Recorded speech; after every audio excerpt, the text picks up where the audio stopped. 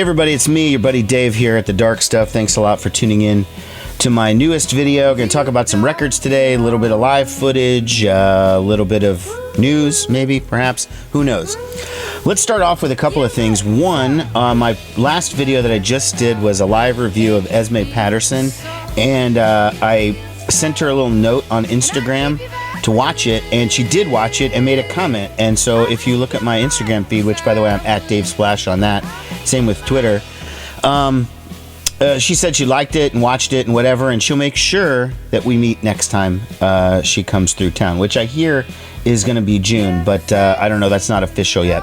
Also, a couple of videos ago I made a video about Jessie Zazu and an update on her current health condition. She is still in the hospital and still dealing with that, but she did tweet at me thanking me for making the video and acknowledging that she watched it. So that's really good. That makes me feel good when the subject of a video actually watched it, because there aren't that many of them. I know that Tommy Stinson's manager watched the Tommy Stinson video I did a few months last summer, and I know that. But as far as anyone else who is the subject of a video or referenced in it, I don't know that they've ever watched it besides those couple of examples. Let me start off with showing you this Chuck Berry record that I picked up recently. Now, I happened to buy this 2 days before Chuck Berry passed away, just by total coincidence. Just wanted it as an addition to my Chuck Berry collection. I now have 7 Chuck Berry albums on vinyl, and I have like 2 different CD greatest hits for Chuck.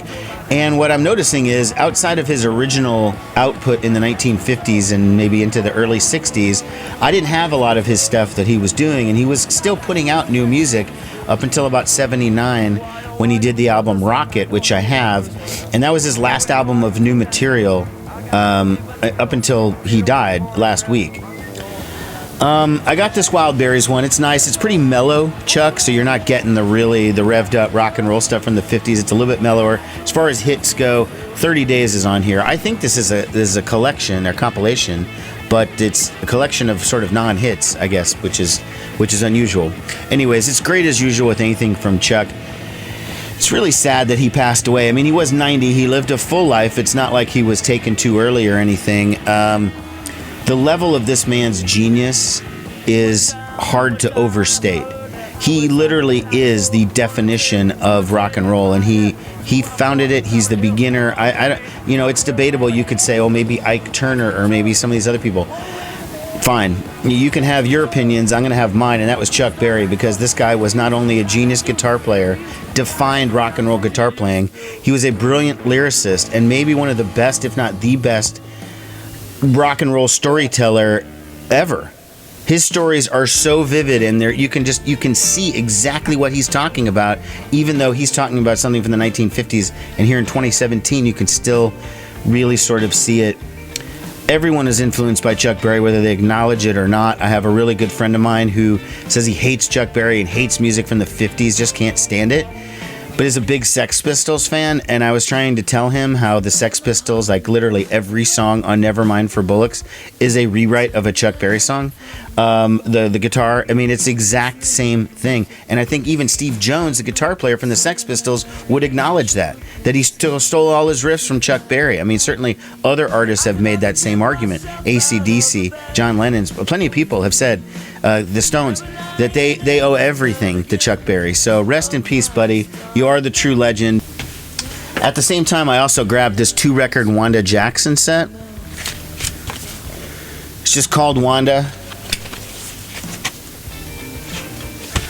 Okay, it's gatefold, double disc. It has a lot of cover songs. I'm not sure that she ever wrote anything. I don't really know what her status was as a writer, but she has such a great voice, and her stuff from the 50s and 60s is just classic. I'm becoming a huge Wanda Jackson fan. I sort of overlooked her career most of my life, and then I got some rockabilly compilation CD, and she had 2 songs on there, and they were both amazing. And then I saw this whole thing about how Jack White produced an album for her just a few years ago. So I'm exploring Wanda Jackson and finding out a lot more about her than I initially knew. Okay, so moving on, we're gonna do some new stuff. These next couple artists are all from Nebraska, so it's a little bit of a local music spotlight, not intentionally, because these are all artists that have national and even international followings, but they do call Nebraska home. And the first one would be this new album from Tim Kasher. It's called No Resolution. It's Tim's third solo album. You know him from the band Cursive. Look at that, clear splatter vinyl. It's pretty awesome. An awesome collection. You know Tim from the band Cursive's biggest album, of course, being 2003's Ugly Organ. Tim does Cursive every now and again. He does a solo album every now and again. He has a group called The Good Life that he does every now and again. He and his fellow band members from Cursive have formed a new label called 15 Passenger, and they released this. And from what I understand, the next Cursive record will also be on this new label. So these guys own a bar in town called O'Leaver's where they put on shows, and they also now own a record label, and they're putting out their own records. So again, this is the newest solo album from Tim Kasher. To tell you, you wanna do 'cause you wanna be. I'm as ticked off as a time bomb. All I can seem to blow out is my knee. This is more singer-songwriter stuff, although not acoustic, you know, but good stuff. No Resolution, the new album from Tim Kasher. Now, I went to the record store to also pick up the new album from Conor Oberst. He has a new one called Salutations. And I grabbed the vinyl, and it was $28 new. Okay? That's fucking outrageous. I will not pay $28 for a single new album. That is just a bridge too far. As much as I love Conor Oberst's music, he's worth the $28, frankly, but I just don't want to, I can't mathematically wrap my brain around paying almost $30 for one album. The CD was $13.99, so I went ahead and got the CD of the new album. And it does come with a big booklet with lots of pictures, and you get, you know, here's the pictures of the guys in the band. This is the band where the Furlese brothers were the backup band. Now, I've shown the album Ruminations, which came out last fall. It was in my top 5 of 2016. That album was real sparse acoustic songs, which ended up being, we found out, the demos that then he sent to the Furlese brothers to learn the songs, and then he was going to record the whole album with them. That's what this is. This is all those songs off that album done with a full band, plus about 6 or 7 more, and this is then the new album. I think I may have lost my wallet too. In this dying land of plenty, there's a whole lot of nothing to do.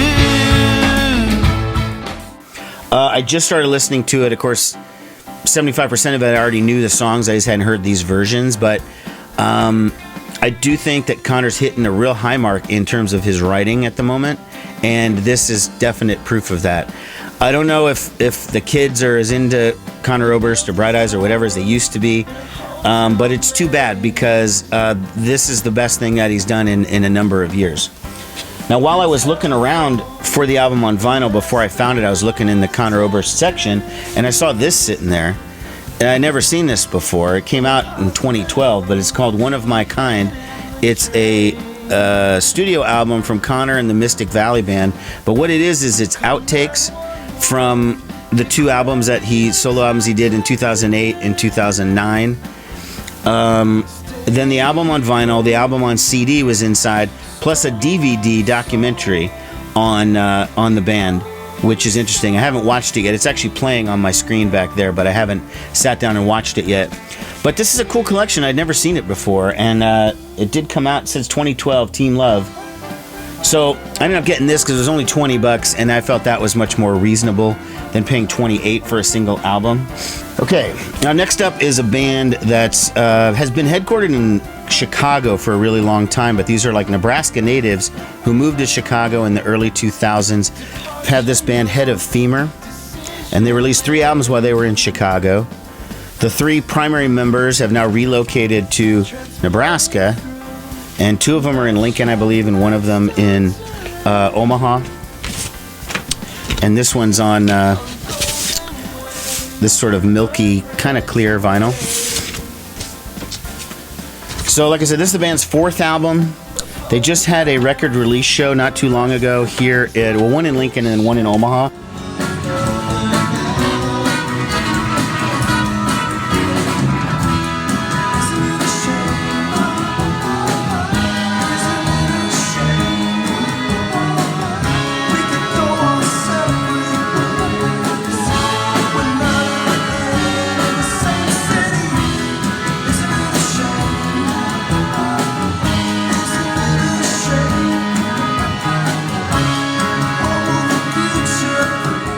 Great stuff. What these guys do, if you're not familiar with it, it's this really kind of sophisticated indie pop.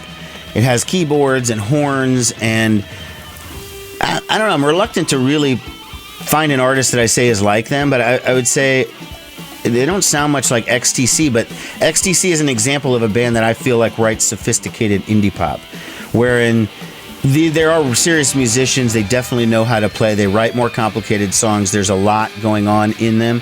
There's also a lot going on. They write lyrics about abstract, ideas, and it's not just real direct or relationshipy kind of stuff. It's very different.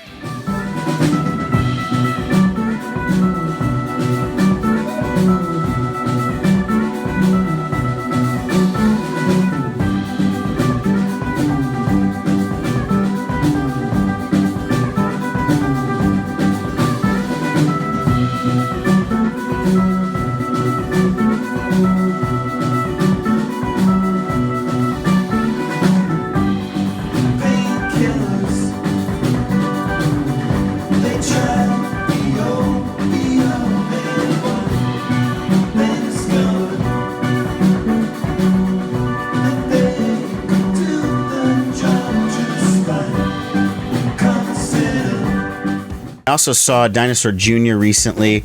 The show was packed. It was a sold-out show on a Saturday night. I was telling everybody, I was like, when did Dinosaur Jr. get so popular again? Because last time they played the same exact place at the waiting room, it was barely half full. I could walk right up to the front, stand right in front of Jay, lose my hearing. In this case, it was so crowded, I couldn't even get anywhere near it. You can see from my footage, it's just shitty. I couldn't get anywhere close to get any good shots or get any good video. So unfortunately, I don't have much for you on that. But only a couple more records to show you. I did get the new CD from Spoon. It's called Hot Thoughts. I'm going on 20 plus years of listening to Spoon, and every time they have a new record out, as I believe I said 2 years ago when they put out their last album, I always think a new Spoon album sucks, okay? Now, they have a history of never sucking, okay? Their entire catalog is varying degrees of greatness.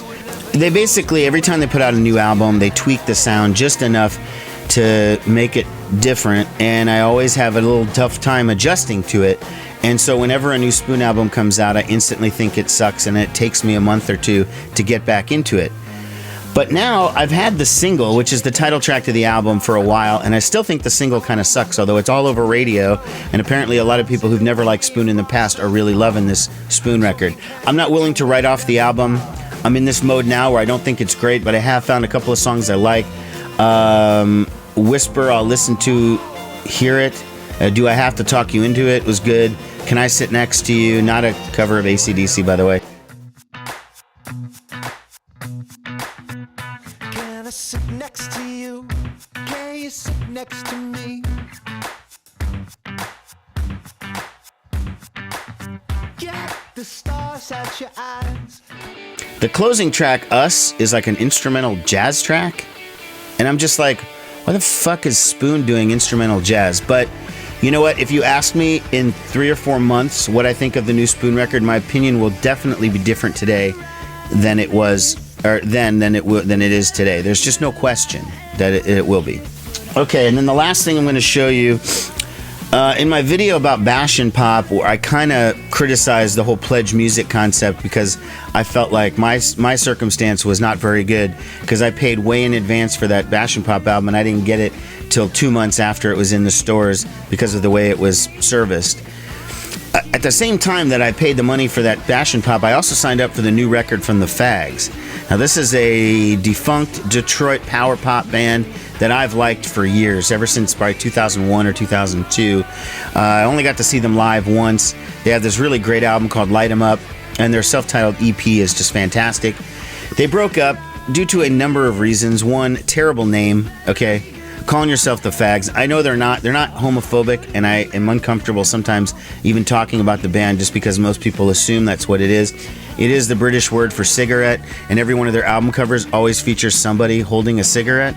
Okay, so they are doing that. They were signed to Sire Records, and the president of Sire Records, Seymour Stein, is gay, and he got it, and he didn't have a problem with the name, but I think that was a massive obstacle. I interviewed them probably more than 10 years ago on my radio show, and they did talk about how there are some towns where the newspaper won't print their name in the paper to promote the show because just they don't want to offend people and stuff.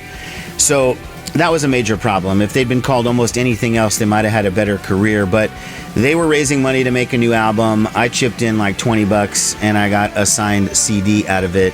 Now, they sent the download about a month ago, and then it was one of these things, you'll just be getting the CD in the future.